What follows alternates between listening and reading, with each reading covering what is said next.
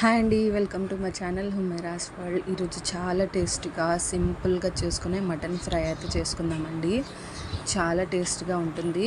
రసంతో, సాంబార్తో, పప్పుతో తినడానికి అయితే చాలా మంచి కాంబినేషన్ అండి. చాలా క్విక్గా కూడా అయిపోతుంది.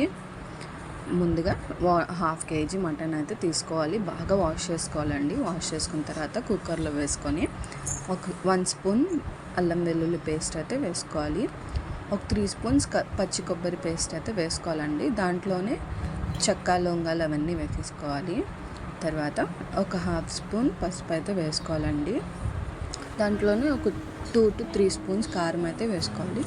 కారం ఇష్టం ఉన్నవాళ్ళు 3 స్పూన్స్ వేసుకోండి, తక్కువ అయితే 2 స్పూన్స్ వేసుకోండి. కొంచెం ఉప్పు అయితే వేసుకోవాలండి. తగినంత ఉప్పు అయితే వేసేసుకోవాలి. వేసుకొని దాంట్లోనే ఒక చిన్న టీ గ్లాస్ అంత వాటర్ అయితే పోసుకోవాలండి.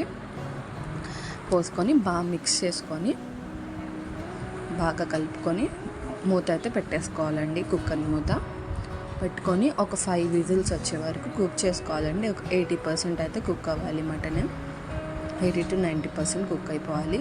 5 విజిల్స్ వచ్చిన తర్వాత ఒక బాండి పెట్టుకొని, మటన్ కుక్ అయిపోయిన తర్వాత బాండి పెట్టుకొని దాంట్లో ఆయిల్ అనేది వేసుకోవాలండి. వేసుకొని కొంచెం కరివేపాకు అయితే ఫ్రై చేసుకోవాలి. ఫ్లేవర్ అయితే చాలా బాగా వస్తుంది కరివేపాకుది. వేసుకున్న తర్వాత మన కుక్ అయిన మటన్ దాంట్లో అయితే వేసుకోవాలండి. ఆయిల్లో వేసుకొని ఫ్రై చేసుకోవాలి. మొత్తం వేసేసుకొని బాగా ఫ్రై చేసుకోవాలండి. డ్రై రోస్ట్ అయితే చేసుకోవాలి. ఒక 2 minutes హై ఫ్లేమ్లో పెట్టుకొని బాగా కలుపుకొని తర్వాత మూత అయితే పెట్టేసుకోవాలండి. కొంచెం మీడియం ఫ్లేమ్లో పెట్టి మూత అయితే పెట్టుకోవాలి. కొంచెం ఆయిల్ అనేది పైకి తేలిన తర్వాత కొంచెం కొత్తిమీరను 1 స్పూన్ గరం మసాలా అయితే వేసుకోవాలండి. వేసుకొని ఒక 2 minutes అయితే మూత పెట్టుకోవాలి. 2 to 3 minutes